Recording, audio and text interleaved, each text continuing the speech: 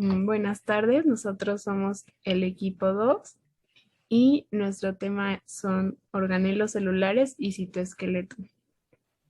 Y bueno, los integrantes del equipo son Alvarado Romero Fernanda Lin, Cintra Cepeda Karen Arlet, Miranda Hernández Yasmín, Recerdis García Lourdes Montserrat, Sánchez Alfonso Diana Laura y Sánchez Méndez Brian Ernesto y su servidora Ocampo Murguía Erika.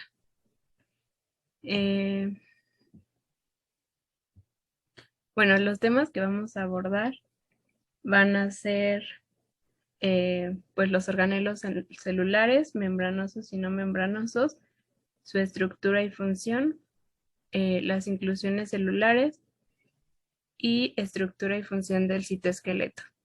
Vamos a comenzar hablándoles sobre la estructura y función de los organelos membranosos. Bueno, comenzamos con la membrana plasmática, la cual es una estructura de bicapa lipídica visible con microscopía electrónica de transmisión. Vamos a tener que la membrana plasmática también va a ser llamada membrana celular o plasmalema, y esta va a ser una estructura dinámica que participa en forma activa en muchas actividades fisiológicas y bioquímicas esenciales para el funcionamiento y la supervivencia de la célula. Cuando esta membrana plasmática se fija, se secciona y se tiñe, y solamente así se va a poder observar en forma apropiada con el microscopio. Y esta va a aparecer formada por dos capas electrodensas que van a estar separadas por una capa intermedia electrolúcida. Bueno, el espesor total de la membrana plasmática es alrededor de 8 a 10 nanómetros y vamos a tener que esta va a estar compuesta por una capa de lípidos anfipáticos que contienen proteínas tanto integrales como periféricas adheridas a sus superficies. Como vemos en la imagen, la interpretación actual de la organización molecular de la membrana plasmática va a consistir principalmente por moléculas de fosfolípidos, colesterol y proteínas. Y bueno, las moléculas de lípido van a formar una bicapa lipídica de carácter anfipático, tanto hidrofoba como hidrofila. Y vamos a tener que las cadenas de ácidos grasos de estas moléculas lipídicas se enfrentan entre sí, tornando hidrofoba, es decir, que no van a tener afinidad por el agua. En cambio, la porción interna de la membrana van a ser estas superficies que están formadas por los grupos polares de las cabezas de las moléculas lipídicas, haciendo que las superficies se tornen hidrofilas, es decir, que van a tener una afinidad por el agua.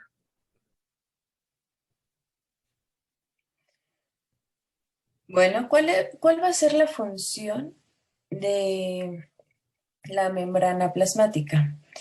Va a tener como función los procesos de señalización, y la señalización celular va a ser el proceso que va a recibir, va a procesar y también va a transmitir los estímulos extracelulares.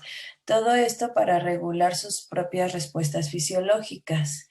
También los procesos de señalización van a ser iniciados por la unión de mensajeros primarios a receptores específicos, los cuales se van a encontrar en un estado inactivo en la ausencia de ligandos, y las señales que se originan desde los receptores son transmitidas a moléculas diana dentro de la célula por el sistema de segundos mensajeros. Entonces, aquí podemos ver que una sola célula va a poder recibir diferentes señales al mismo tiempo y va a necesitar integrar toda esta información en un plan de acción unificado.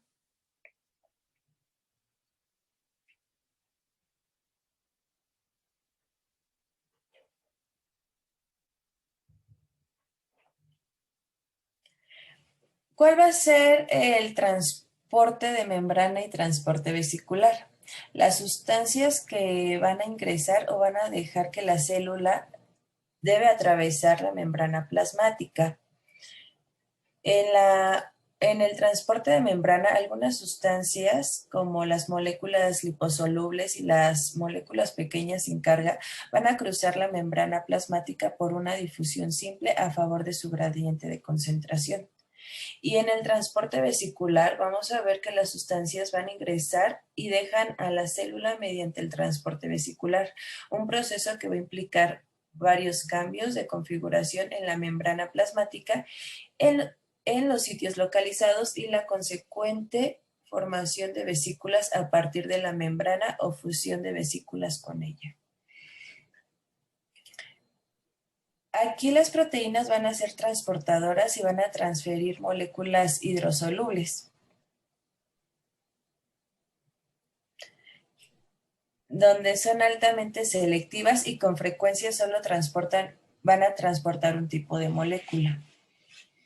Una de las proteínas transportadoras, como la bomba sodio-potasio o la bomba de hidrógeno, va a requerir energía para el transporte activo de las moléculas en contra de su gradiente de concentración. Ese es un buen ejemplo que les puedo dar. Bueno, posteriormente vamos a tener a los endosomas, los cuales van a ser unos compartimentos limitados por membranas que van a participar en los mecanismos de endocitosis. Estos van a estar formados por varias vesículas que se ubican en diferentes lugares de la membrana plasmática, las cuales van a llegar a sufrir varias transformaciones, desde primarios a tardíos, hasta convertirse en lisosomas. Estos compartimentos, denominados endosomas tempranos, se restringen a una porción del citoplasma cerca de la membrana celular, como se puede ver en la imagen. Y vamos a tener que desde aquí muchas vesículas van a regresar a la membrana plasmática.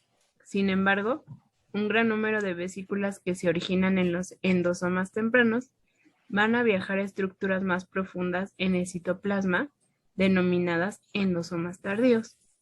Estos últimos en general se van a convertir en lisosomas. Y bueno, aquí en la imagen podemos ver al endosoma temprano y posteriormente al endosoma tardío.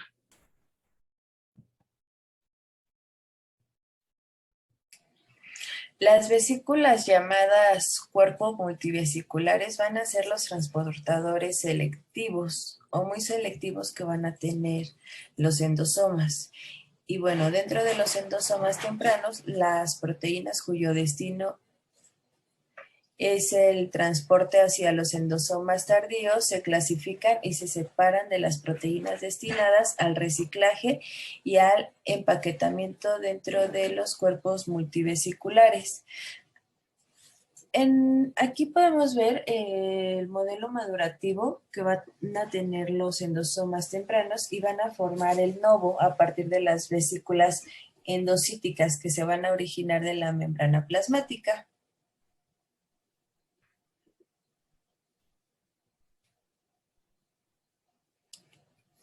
Bueno, después tenemos a los lisosomas.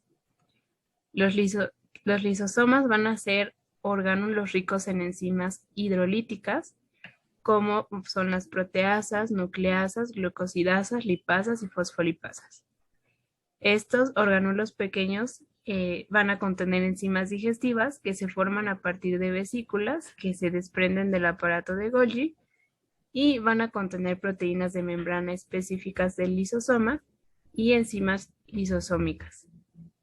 Vamos a tener que este lisosoma representa un compartimento digestivo principal en la célula que degrada macromoléculas derivadas de los mecanismos endocíticos.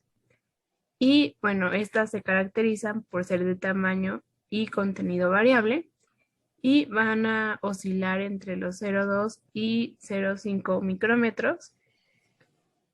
Y pues como se puede ver en la imagen, vamos a tener que, como ya lo mencioné, está su membrana, las enzimas hidrolíticas y estas pequeñas bolitas que se ven aquí van a ser las proteínas, que es lo que lo conforma.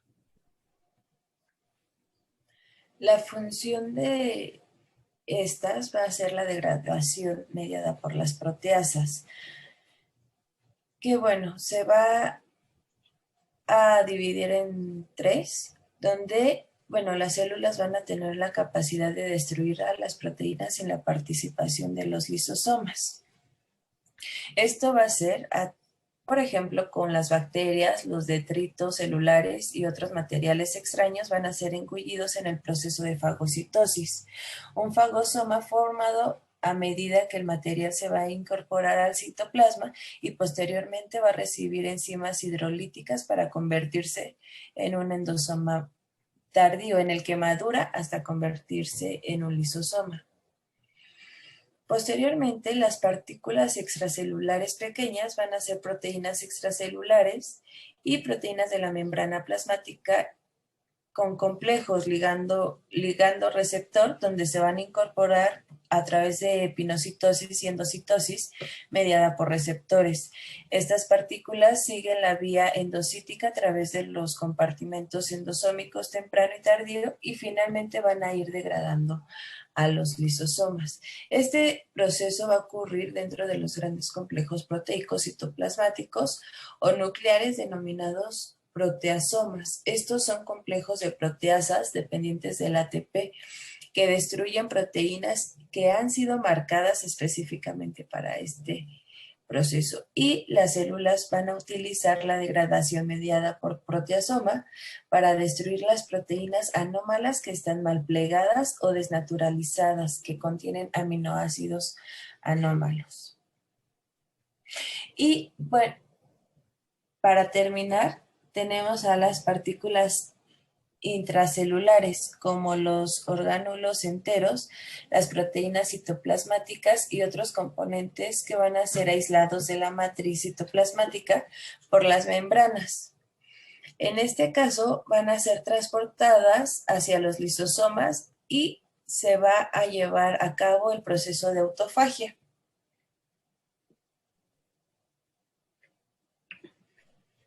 Bueno, posteriormente tenemos al retículo endoplasmático rugoso.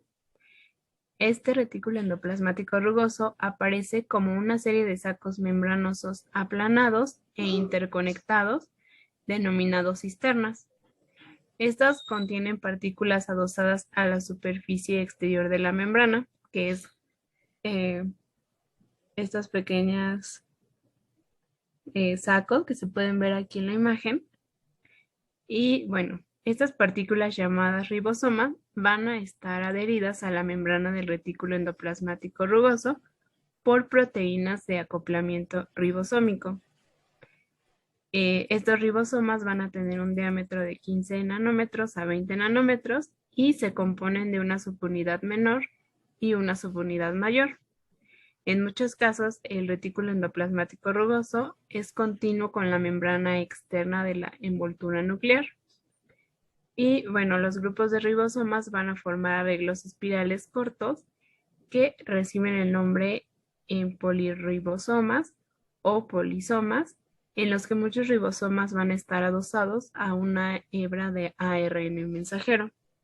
Y bueno, en este lado tenemos una fotomicrografía electrónica del retículo endoplasmático rugoso.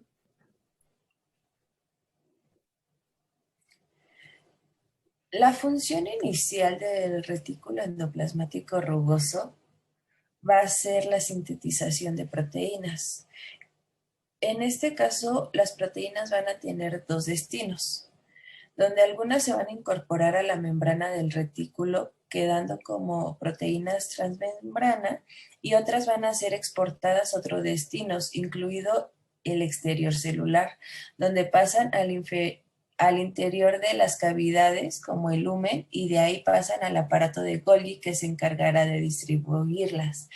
Después de ello se va a llevar a cabo la glicosilación de proteínas, que es el proceso mediante el cual las proteínas sintetizadas por los ribosomas se unen a los oligosacáridos y forman las glicoproteínas.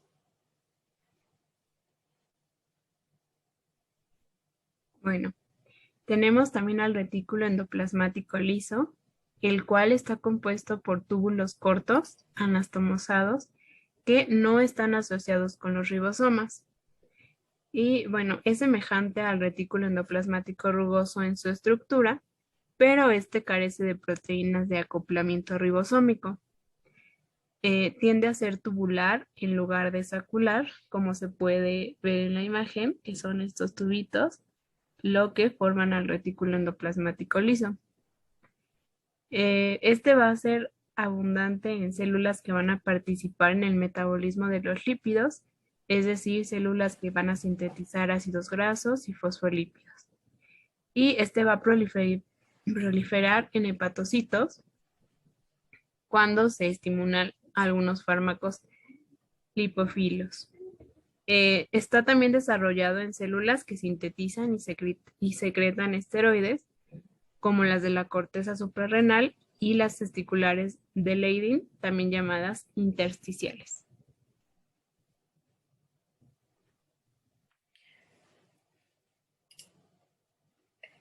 La función del retículo endoplasmático liso va a intervenir en el proceso de detoxificación.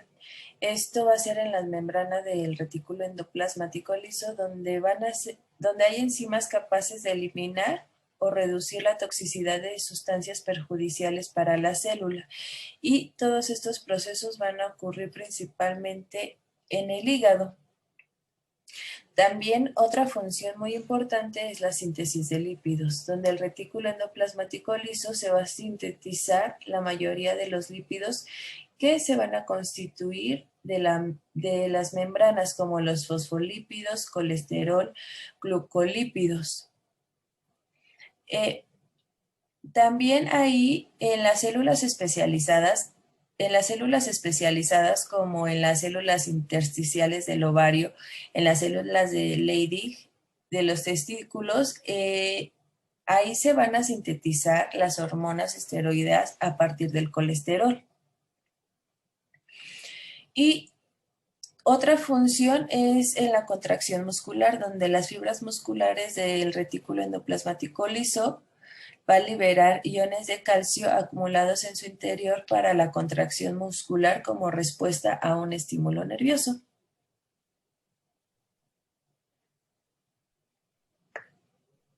Bueno, igual tenemos al aparato de Golgi. Este va a estar formado por una serie de cisternas que van a estar adosadas, las cuales podemos clasificar según su posición y función, esto de la siguiente manera. Vamos a tener una cisterna cis. Esta cisterna cis es la que se va a encontrar más próxima al retículo endoplasmático rugoso, del cual va a recibir vesículas de transición que contienen las proteínas que serán transformadas.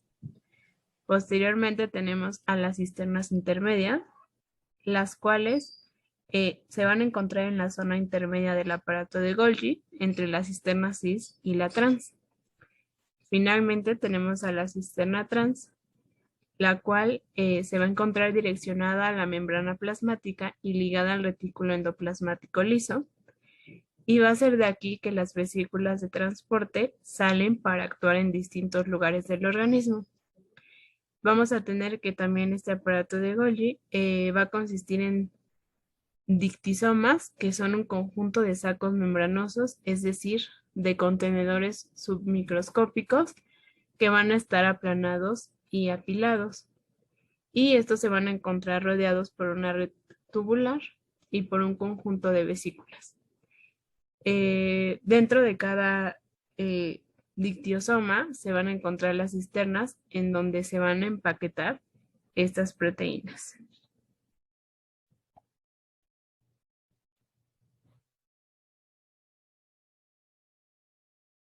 En la función del aparato de Golgi van a intervenir en el transporte y la distribución celular de moléculas sintetizadas en el retículo endoplasmático, como las proteínas y los lípidos. Estas moléculas van a ser transferidas desde el retículo endoplasmático hacia las cisternas del dictiosoma situadas en la cara de cis mediante las vesículas de transición. Posteriormente, estas moléculas se van a desplazar a través de las cisternas del dictiosoma en dirección del cis trans y van a pasar a una cisterna a la siguiente mediante las vesículas medianas. Finalmente se va a liberar en la cara trans mediante las vesículas de secreción. Otra de las funciones va a ser el transporte a través del dictiosoma. Las proteínas van a sufrir las modificaciones necesarias para su maduración. También van a formar lisosomas primarios mediante un mecanismo similar al que ya les había mencionado, y va a intervenir en la regeneración de la membrana plasmática, ya que la función de estas vesículas secretoras procedentes del dictiosoma con la membrana plasmática permite reponer los fragmentos de la membrana y se van a perder mediante la endocitosis.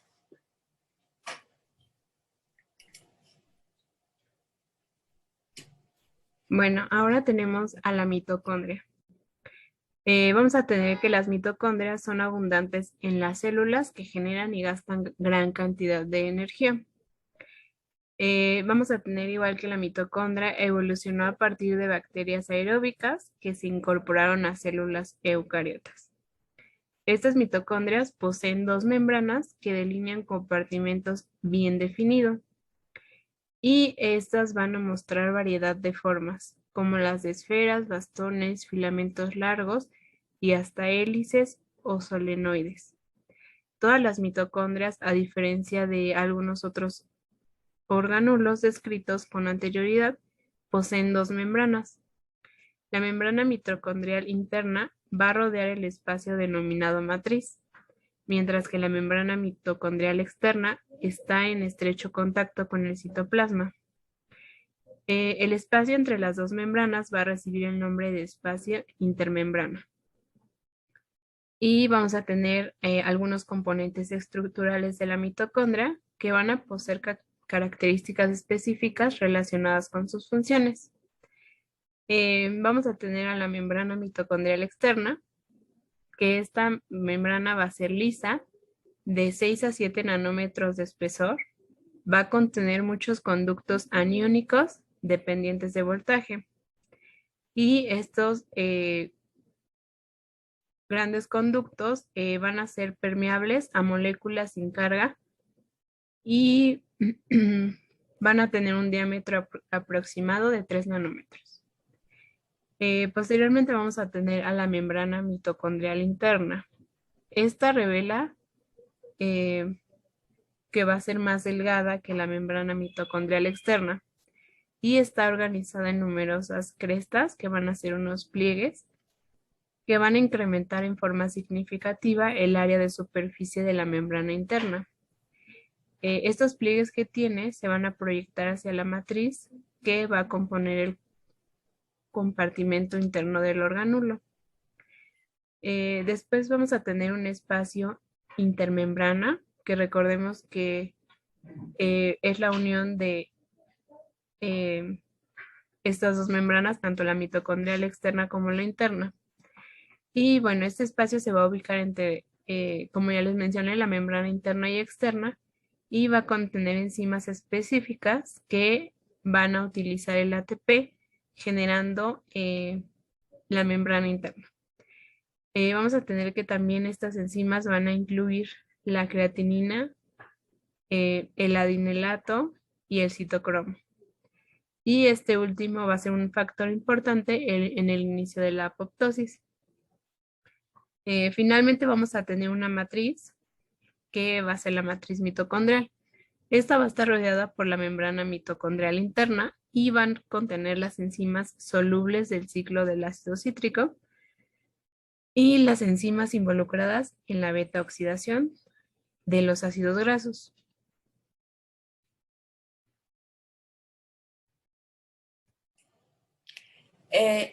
Su función inicial en la mitocondria se van a presentar distintos procesos oxidativos de la respiración celular, mediante los cuales la materia orgánica se oxida y completamente se convierte en dióxido de carbono y agua, liberando así la energía que se va a almacenar en forma de ATP. Las oxidaciones respiratorias que van a tener lugar en la mitocondria, en la matriz mitocondrial específicamente, va a ser la descarboxilación oxidativa de ácido pirúvico, donde se va a obtener en la glucólisis. De la glucólisis se va a obtener acetilcoenzima A y coenzima reducido, NAD, y la beta-oxidación de los ácidos grasos, mediante el cual se va a obtener acetilcoenzima A y coenzimas reducidos, como el NAD. Y el ciclo de Krebs, donde es una serie de reacciones cíclicas mediante las cuales se oxida completamente la acetilcoenzima A, convirtiéndose en CO2 y coenzimas reducidos. Otra de la función, en la matriz mitocondrial se van a sintetizar moléculas que actúan como precursores, como la biosíntesis de macromoléculas en el hialoplasma. Y en los ribosomas de la matriz se sintetizan las proteínas mitocondriales que van a estar codificadas por el ADN mitocondrial, donde se representa el 10%. El resto se van a sintetizar en el citosol. Bueno, ya por último tenemos a los peroxisomas, que van a ser unos microcuerpos. Estos van a ser orgánulos limitados por membrana que van a contener enzimas oxidativas. Igual se van a caracterizar por ser esféricos pequeños de aproximadamente 0.5 nanómetros de diámetro. Van a estar limitados por membrana que contienen enzimas oxidativas, como ya lo mencioné, pero en particular va a ser la catalasa y otras peroxidasas. Prácticamente todas las enzimas oxidativas van a producir peróxido de hidrógeno como un producto de la reacción oxidativa. Y bueno, aquí podemos ver que igual van a tener un núcleo cristalizado, su bicapa lipídica y la membrana plasmática. En las oxidaciones se van a producir los peroxisomas, que van a ser similares a las mitocondrias, donde la diferencia entre estas dos está en que los peroxisomas, la energía se va a desprender y no se va a aprovechar para sintetizar ATP, sino que se va a disipar en forma de calor. Vamos a tener a las oxidasas, que las oxidasas van a catalizar la oxidación de distintos sustratos orgánicos, como los aminoácidos, los ácidos grasos, el ácido láctico, como unos ejemplos, utilizando como aceptor de hidrógenos el oxígeno molecular que se reduce a agua oxigenada, y la agua oxigenada es una sustancia muy oxidante que va a resultar muy tóxica para la célula, por ello es necesario eliminarla rápidamente.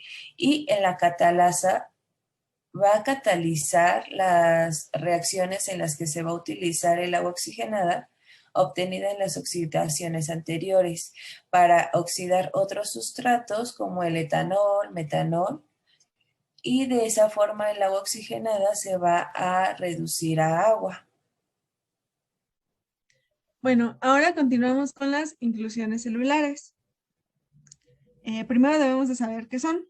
Las inclusiones son estructuras, ya sea citoplasmáticas o nucleares, con propiedades de tinción características, que se forman por productos metabólicos de la célula. Estas consideran componentes celulares se consideran componentes celulares sin movimiento y sin vida. Algunas de estas, como los gránulos de pigmento, están rodeadas por una membrana plasmática, y otras, como las gotitas de lípido o de glucógeno, residen en la matriz nuclear o plasmática.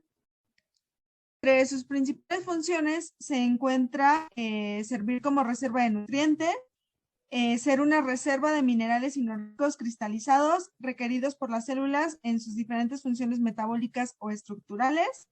También sirven de almacenamiento de sustancias secretadas en la célula, y también como para la acumulación de subproductos de los procesos metabólicos celulares que son expulsados por la célula a través de exocitosis. Igual puede haber de varios tipos. Están las inclusiones de reserva, que en células animales las principales son el glucógeno, la melanina y los lípidos. También están los pigmentos, que son sustancias coloradas presentes en tejidos animales, y las proteínas precipitadas, que generalmente son productos de desecho. Tenemos 5 principales inclusiones, entre las que encontramos la lipofucsina, la cual es un pigmento pardo dorado, como se encuentra señalado en la imagen inferior de la pantalla, y se puede observar con facilidad en las células que no se dividen, como por ejemplo las neuronas y las células musculares cardíacas y esqueléticas, y estas se van a acumular durante años como resultado del envejecimiento celular. Por lo tanto, con frecuencia se les denomina pigmento de desgaste. Este es un conglomerado de lípidos oxidados, fosfolípidos, metales y moléculas orgánicas que se acumulan dentro de las células como consecuencia de la degradación oxidativa mitocondrial y de la digestión lisosómica. También es importante saber que las células fagocíticas, como los macrófagos, también podrían contener lipofucsina acumulada a partir de la digestión de bacterias, partículas extrañas, detritos celulares y de sus propios orgánulos. También encontré que experimentos recientes señalan que la acumulación de lipofucsina podría ser un indicador exacto del estrés celular. De igual forma, tenemos a la hemosiderina, el cual es un complejo de hierro depositado, como se puede observar en la imagen superior, con puntitos de diferente color, que se encuentra dentro del citoplasma de muchas células. Esta está formada por residuos no digeribles de la hemoglobina y su presencia se relaciona con la fagocitosis de los eritrocitos, como pues hemos estado viendo en nuestro módulo de hemato. Esta se va a detectar con más facilidad en el vaso, que como sabemos es donde se fagocitan los eritrocitos envejecidos, pero también pues, se pueden encontrar en los macrófagos alveolares del tejido pulmonar, en especial después de una infección pulmonar. Por otra parte, tenemos el glucógeno, que como ya vimos es un polímero muy ramificado que se utiliza como forma de almacenamiento de la glucosa. Por lo tanto, los hepatocitos y las células musculares estriadas suelen contener grandes cantidades de este glucógeno. Y en estos se pueden encontrar regiones vacías, que es donde se localiza el glucógeno, justo como se señala en esta imagen. También tenemos las inclusiones lipídicas, o también llamadas gotitas de grasa, que son inclusiones del tipo nutritivas que van a suministrar energía para el metabolismo celular. Estas pueden aparecer en la célula ya sea por un breve periodo de tiempo, como es el caso de las células intestinales absortivas, o también pueden residir durante un periodo prolongado, como es en el caso de los adipocitos. En estos últimos, en los adipocitos, las inclusiones lipídicas con frecuencia van a ocupar la mayor parte del volumen citoplasmático y van a comprimir a los otros orgánulos, de modo que va a formar un borde citoplasmático delgado y en la periferia celular. Y pues estas la podemos observar en la imagen de aquí en medio como círculos grandes de color gris, que son precisamente estas como bolitas. Un ejemplo en cuanto a la clínica es que en las personas con defectos genéticos en las enzimas que participan en el metabolismo lipídico, las gotitas se pueden acumular en sitios no habituales o en cantidades anómalas. Y pues estos trastornos se clasifican como enfermedades por almacenamiento de lípidos. Ya por último, tenemos a las inclusiones cristalinas, que se encuentran en las células de Sertoli, que son las sustentaculares, y en las células de Leydig, que son células intersticiales de los testículos. Estas se han detectado en muchos tipos de células y en casi todas las partes de estas mismas células, incluso en el núcleo y en mayor parte en sus orgánulos citoplasmáticos. Si bien algunas de estas contienen proteínas de virus, material de almacenamiento o metabolitos celulares, la importancia aún no está bien determinada. Para continuar, vamos a hablar sobre los organelos no membranosos. Los organelos evidentemente se clasifican de esta manera debido a que no contienen una membrana que los limite. Y vamos a empezar hablando de los microtúbulos. Como su nombre lo dice, estas van a ser estructuras tubulares microscópicas que van a medir de entre 20 y 25 nanómetros de diámetro, muchísimo más pequeñas de las que hemos visto anteriormente. Estos microtúbulos son túbulos o tubos formados por proteínas donde podemos observar que tienen una luz, es decir, son tubos huecos y los podemos observar, por ejemplo, en esta imagen de acá arriba, donde pues se observa básicamente el tubo hueco. Estos van a tener la característica de ser muy rígidos, sin embargo, pueden llegar a ser muy inestables. ¿Y a qué nos referimos con que son estructuras inestables? Pues bueno, que tienen la capacidad de polimerizarse y despolimerizarse de forma relativamente continua. Para poder entender esto, necesitamos saber que estos están conformados por estructuras conocidas como dímeros de alfa y beta tubulina, que van a tener un peso molecular de 110 kilodaltons. Alfa y beta tubulina son un par de proteínas que cada una va a pesar 55 kilodaltons, que al unirse o al asociarse van a formar entre sí, pues como lo había mencionado, estas estructuras que conocemos como dímeros. La capacidad entonces de polimerizarse se refiere a que estos pueden asociarse o separarse entre ellos con la finalidad de aumentar la longitud del microtúbulo. La polimerización de estos dímeros de tubulina van a requerir la presencia de guanosida trifosfato, GTP y magnesio. Los microtúbulos crecen a partir de anillos de gamma tubulina dentro de los MTOC o centros organizadores de microtúbulos que van a servir como sitios de nucleación para cada microtúbulo. Vamos a ver que estos tienen 4 funciones básicas. En la primera podemos decir que dan resistencia a las células frente a las fuerzas de comprensión, manteniendo la forma de las células y aportando soporte estructural. En segunda función podemos decir que forman rieles para las proteínas motoras. Un ejemplo serían las quinesinas y dineínas, que transportan vesículas y otros cargamentos dentro de la célula. Como tercera función, son los responsables por la organización de la estructura, llamada uso mitótico. Lo que va a pasar es que separan los cromosomas durante la división celular y de esta forma, a través de los centrosomas.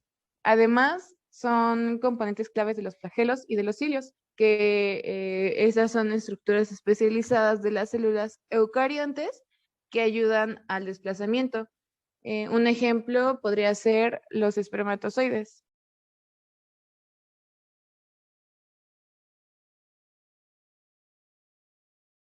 Bueno, y ahora vamos a hablar de los microfilamentos. Estos van a estar conformados por filamentos de actina. Las moléculas de actina también se van a armar espontáneamente por polimerización en una estructura lineal helicoidal para formar filamentos de 6 a 8 nanómetros de diámetro. Estos van a ser más delgados, más cortos y más flexibles que los microtúbulos. Las moléculas de actina libre en citoplasma se van a conocer como actina G o actina globular, a diferencia de la actina polimerizada de los filamentos, que se va a denominar actina F o actina filamentosa. Estas van a ser estructuras polarizadas. Su extremo rápido va a recibir el nombre de extremo plus o barbado, mientras que su extremo de crecimiento lento se va a conocer como extremo minus o puntiagudo. El proceso dinámico de la polimerización, que ya les expliqué básicamente lo que era, de la actina va a requerir la presencia de potasio, magnesio y ATP, que se va a hidrolizar a ADP después de que cada molécula de actina G se va a incorporar al filamento. El control y la regulación del proceso de polimerización va a depender de la concentración local de actina y de la interacción de proteínas fijadoras de actina o ABP, que pueden evitar o potenciar la polimerización. Además de controlar el ritmo de polimerización de los filamentos de actina, las ABP también van a tener a su cargo la organización de estos filamentos. Sin embargo, varias proteínas pueden modificar los filamentos de actina o ejercer efectos sobre ellas para impartirles diversas características específicas, como por ejemplo tenemos a las proteínas formadoras de fascículos de actina, que bueno, estas proteínas establecen enlaces cruzados entre los filamentos de actina para que estos adopten una disposición paralela y así se formen fascículos. También tenemos a las proteínas cortadoras de filamentos de actina, que estas proteínas o las proteínas de este grupo van a cortar los largos filamentos de actina en fragmentos más cortos. Y también tenemos a las proteínas formadoras de casquetes en la actina, que bueno, estas proteínas van a bloquear la adición de más moléculas de actina al unirse al extremo libre de un microfilamento. En cuanto a sus funciones, tenemos que van a interactuar con los filamentos de miosina, estos que se encuentran asociados con proteínas transmembranales que van a poseer un dominio en el citosol y otro en el exterior celular. Por lo tanto, podemos decir que van a participar en el proceso de movilidad celular. También van a interactuar con filamentos intermedios, los cuales los vamos a ver más adelante, y esto para hacer que los estímulos extracelulares se transmitan a lugares claves. Ejemplos podrían ser los ribosomas o el interior del núcleo. También una función clásica que tienen es su capacidad de formar puentes o, entre comillas, autopistas para el movimiento de una proteína llamada miosina 1. Esta es capaz de cargar vesículas de transporte desde organulos hacia la membrana plasmática. Aparte de interactuar con la miosina 1, también van a interactuar con la miosina 2 para establecer el anillo contráctil que se forma durante la citocinesis. Otra de sus funciones es que los microfilamentos en forma de actina F modulan la distribución de algunos organulos. Ejemplos podrían ser el complejo de Golgi, el retículo endoplásmico y las mitocondrias. Entonces, en general podemos decir que poseen un movimiento activo constante y va a participar igual en los procesos de movilidad celular.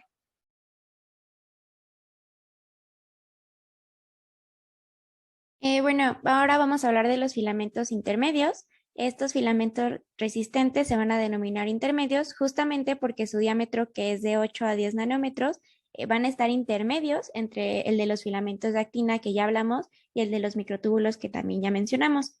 Casi todos los filamentos intermedios van a estar compuestos por subunidades con un peso molecular de alrededor de 50 kilodaltons, a diferencia de los microfilamentos y los microtúbulos. Las unidades proteicas y los filamentos intermedios van a mostrar una diversidad y una especificidad histórica considerables. Estos no van a tener la capacidad de polimerización y despolimerización que les había comentado anteriormente. Y estos se van a agrupar en 4 principales grupos según su composición.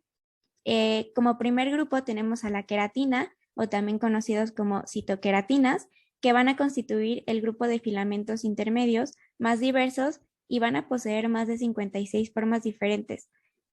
Los filamentos de queratina están formados por una gran variedad de subunidades de queratina distintas y se van a encontrar en diferentes células de estirpe epitelial. También tenemos a los filamentos de vimentina y similvimentina, que estos constituyen una familia diversa de filamentos citoplasmáticos presentes en muchos tipos celulares. En contraste con las queratinas, los integrantes de este grupo van a formar filamentos como poliméricos que tienen un solo tipo de proteína de filamento intermedio. Los de vimentina son los filamentos intermedios más abundantes que hay en todas las células derivadas del mesodermo. Entre los filamentos de milvimentina figuran los de desmina, los de proteína gliofibrilar ácida o proteína ácida glial fibrilar, los de periferina y los de cinemina y paranemina. Vamos a tener también a los neurofilamentos. Estos se van a formar a partir de un grupo triple de proteínas de neutrofilamento o NF, cuyos integrantes tienen pesos moleculares diferentes. Tenemos a los NFL, por sus siglas en inglés, proteína de peso molecular bajo, NFM, proteína de peso molecular intermedio, y NFH, proteína de peso molecular alto. Estas proteínas se van a extender desde el cuerpo celular hacia los extremos de los axones y las dendritas, lo cual les van a proveer un sostén estructural. Y por último tenemos a las láminas, específicamente láminas nucleares, que se van a asociar con la envoltura nuclear y van a estar formadas por dos tipos de proteínas, láminas A y láminas B. Estas se van a encontrar ubicadas en el nucleoplasma de casi todas las células diferenciadas del organismo. Y bueno, esta es una tabla que encontré en el ROS de histología, en donde básicamente les resumo todo lo que les acabo de comentar por si quieren ponerle pausa y revisarlo con más calma. Entendiendo que los filamentos intermedios son flexibles y resistentes, esto les va a brindar dos propiedades óptimas para soportar las tensiones mecánicas. Entonces, vamos a decir que entre sus funciones se van a extender desde la periferia hacia el núcleo y van a permitir la integridad de la célula. Como un dato entre paréntesis, estas son capaces de estirarse entre un 250 y un 350% más de su tamaño original. Entre otras de sus funciones, podemos decir que actúan como cables resistentes y aparte también van a interaccionar directamente con orgánulos como son las mitocondrias, el aparato de Golgi, los lisosomas, y por eso mismo podemos decir que van a afectar al funcionamiento y al propio tráfico vesicular. También es importante tomar en cuenta que los filamentos intermedios no pueden mover estructuras, pero sí las van a anclar. También van a contribuir a establecer la posición del núcleo. Y otro dato es que durante la apoptosis, los filamentos intermedios van a desorganizarse para que se pueda llevar a cabo.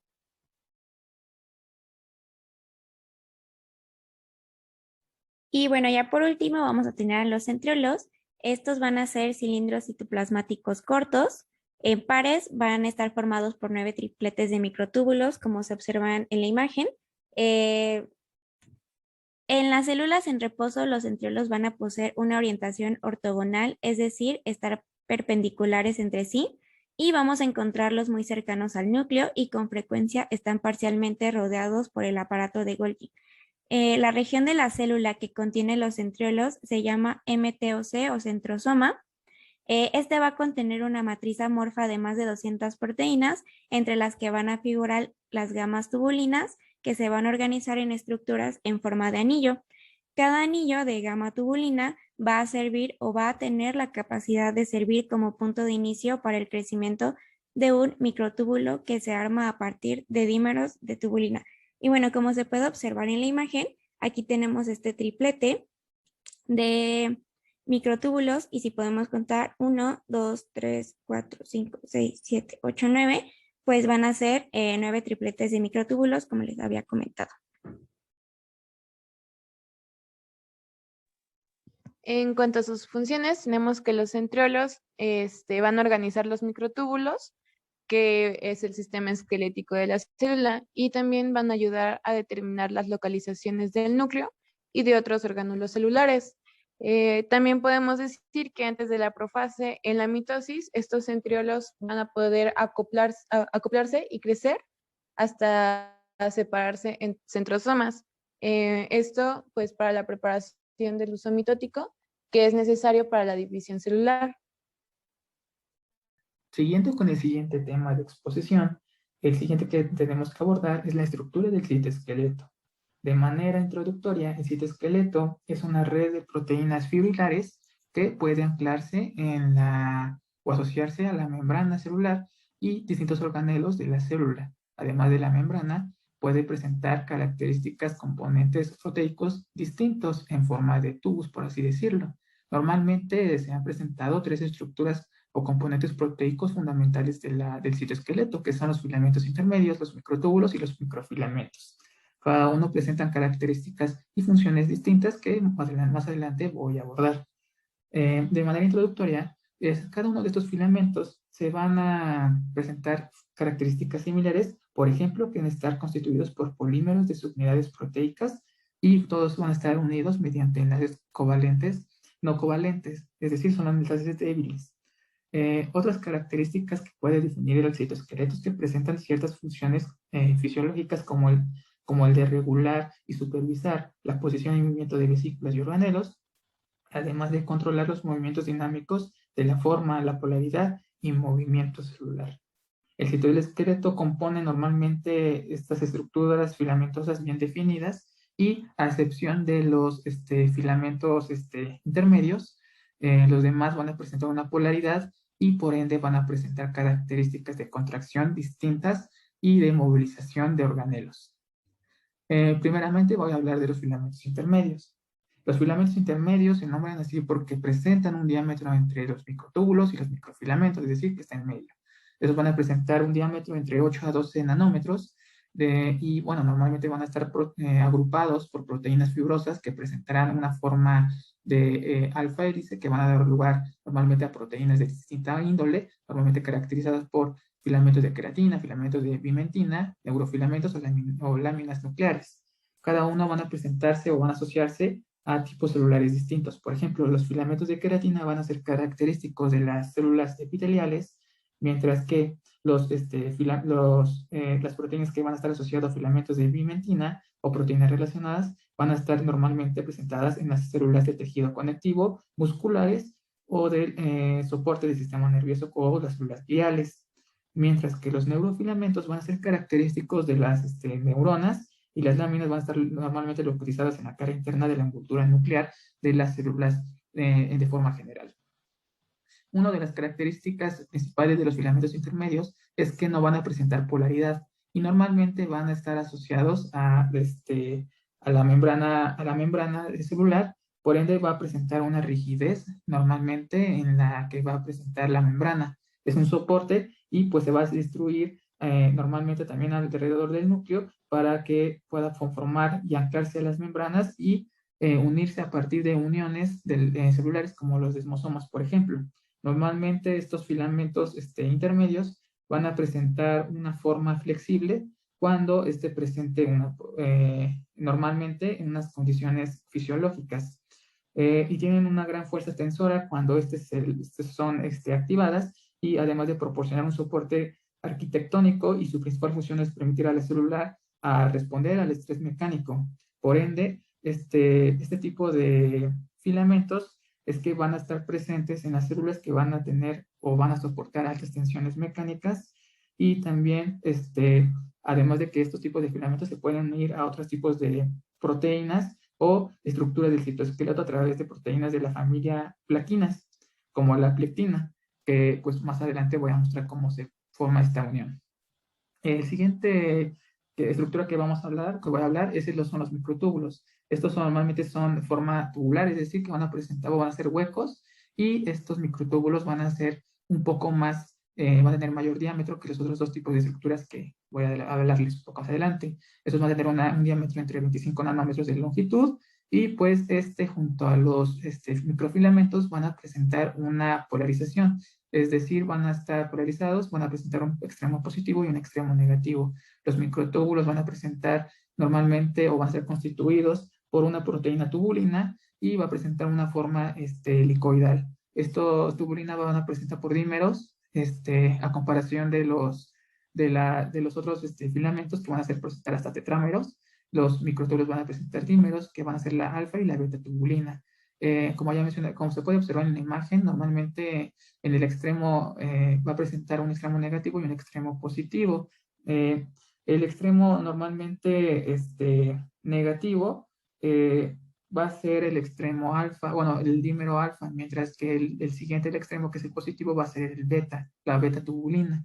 Esto le va a conferir características para que ciertas agentes como las proteínas motoras puedan, a partir de la hidrólisis de ATP y la generación además de que es unión de las proteínas motoras como de GTP a GDP, puedan unirse a los microtúbulos y puedan desplazarse para formar y para desplazar organelos. Esta unión de hidrólisis y, bueno, esta unión que produce a partir de la hidrólisis del ATP va a formar que a partir también que los dímeros de la tubulina puedan agruparse en estos microfilamentos, ayudando a que este microtúbulo se alargue o se acorte, o normalmente tenga un paro en seco para que después pueda despolarizarse o polarizarse.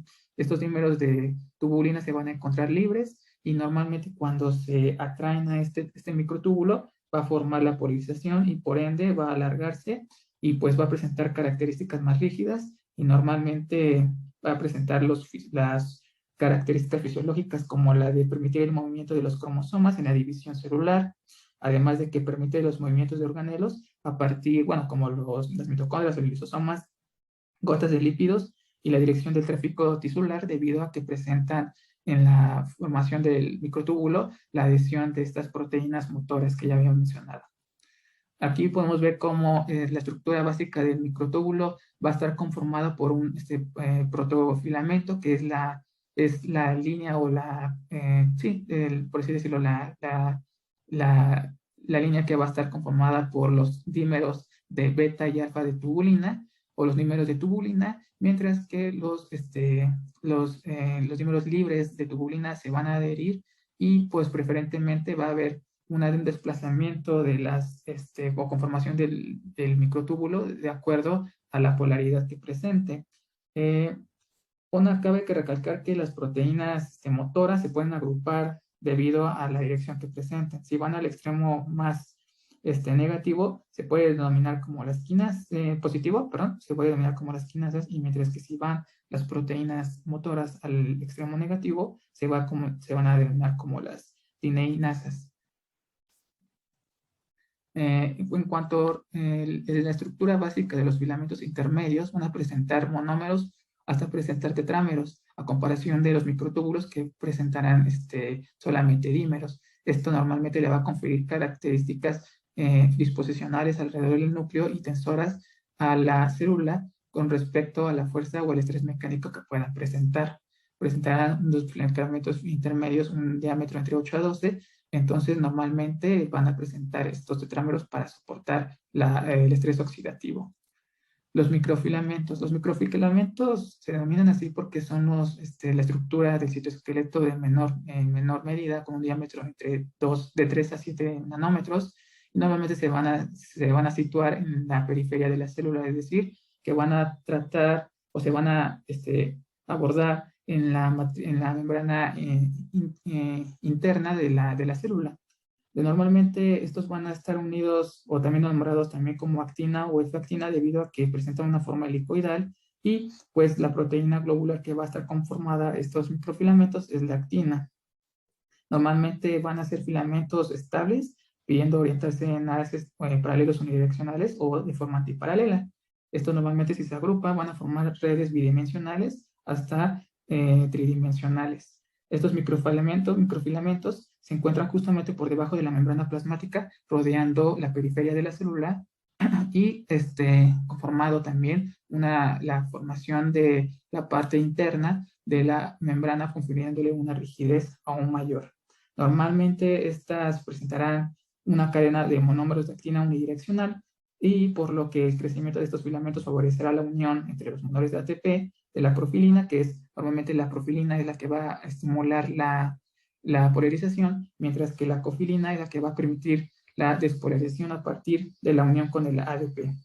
Normalmente las dos fibras de actina, que son dos, van a formar o van a girar normalmente en forma helicoidal, presentando así que presente diversos haces. Los microfilamentos juegan un papel importante debido a que presentan una capacidad para generar la contracción muscular y el flujo citoplasmático debido a la proteína globular que presenta, que es la actina. También, además de que en menor medida también presentarán actividades para llevar a cabo los movimientos celulares, incluyendo el desplazamiento y la citocinesis. Normalmente, cuando agentes externos estimulan los microfilamentos, presentarán o formarán una especie de capuchón o un aglomeramiento con proteínas especiales como la RP2 o RP3. Esos complejos van a estimular y van a activar el complejo ARP, que es la proteína relacionada con la actina, en el cual los profilamentos de actina pues tendrán la acción de poder unirse a otros filamentos para ramificarse y poder realizar sus actividades, como la de la contracción muscular, la contracción muscular en las células musculares o el control del tráfico a partir de la unión que tiene con otros organelos. De forma resumida, existe el citoesqueleto, presenta tres formas o tres estructuras no membranales, como los microtúbulos, microfilamentos y los filamentos intermedios. Cada uno presenta características únicas. Cabe resaltar que nada más, a excepción, bueno, todos van a presentar una polarización, es decir, un extremo positivo y uno negativo, a excepción de los filamentos intermedios, debido a que estos presentarán una acción de estabilidad y pues por ende presentarán estar presente en las células que presentan un mayor estrés mecánico y por ende no presentarán una característica de división o de movilidad. Bueno, y pues bueno, las proteínas que van a conformar normalmente los microtúbulos van a ser las tubulinas alfa y beta. Estas van a formar una forma helicoidal y pues estas son las que se van a presentar en las uniones de los dímeros tubulares para formar el microtúbulo, que es el que mayor diámetro tiene y que presentará actividades para la movilidad de las proteínas motoras y el desplazamiento por ende de los organelos. Y los microfilamentos normalmente van a estar asociados a la actividad globulares como la contracción, por ende van a estar constituidos por filamentos de actina o efactina y por miosina. Los filamentos intermedios normalmente van a estar presentes normalmente diversas proteínas como la queratina y otras como la bimentina, la anestina y la desmina, perdón. Y normalmente, como ya he mencionado, los filamentos intermedios van a tener acción para la resistencia mecánica, los microfilamentos de actina para la contracción y la movilidad de algunas del tráfico citoplasmático, pero no de menor medida. Su principal función es la de la contracción, y mientras que los microtúbulos normalmente es la de formar una estructura rígida a partir de que también formará la distribución y el tráfico intracelular a partir de la movilidad a partir de proteínas motoras. Bueno, yo les voy a hablar de la función del citoesqueleto. Les hablaré primero de la función de acuerdo a sus propiedades. Tendremos primero la polimerización y despolimerización. Aquí los filamentos del citoesqueleto se forman por la polimerización de unidades proteicas que no establecen uniones covalentes entre sí. De este modo se pueden ensamblar, polimerizar y deshacer, despolimerizar con mucha facilidad y según las necesidades de la célula. Las células pueden crear y modificar endamiajes de filamentos del citoesqueleto donde se necesitan. Las unidades que forman el citoesqueleto pasan del estado unido, polimerizado, a estar libres en el citosol de una manera continua. También tendremos la polarización. Aquí algunos filamentos del citoesqueleto son estructuras polarizadas, es decir, que las unidades se asocian siempre con la misma orientación, de manera que poseen un extremo diferente al otro. Esta organización es importante para determinar la forma y dirección de polimerización del propio filamento, así como indicar a otras proteínas que se muevan a lo largo del filamento. También tendremos la regulación y pues aquí la célula posee una gran cantidad de proteínas para regular la organización y actividad de los filamentos del citoesqueleto. Son herramientas que se usan para manipular este entramado tridimensional y entre las más destacadas proteínas tendremos las motoras. Estas moléculas que usan algunos filamentos del citoesqueleto como raíles o carreteras para transportar cargas entre distintos puntos del citosol. Otra de sus funciones va a ser el control de la posición de las estructuras intracelulares. Aquí los organulos no están libres en el citoplasma, sino que están unidos a los filamentos del citoesqueleto, principalmente a los microtúbulos y proteínas asociadas. También tendremos el control de la forma celular. Aquí van a intervenir los tres tipos de filamentos del citoesqueleto, Los filamentos de actina van a ser los responsables de la forma y el movimiento de la superficie de la célula. Y los filamentos intermedios van a provocar cierta estabilidad y resistencia mecánica.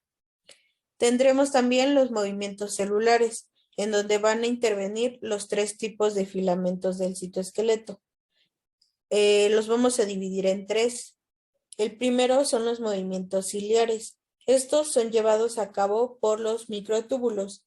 Los movimientos pueden ser de cilios que se encargan de mover el líquido extracelular y de flagelos que realizan movimientos de tipo látigo con la función de mover la célula en la que se encuentra.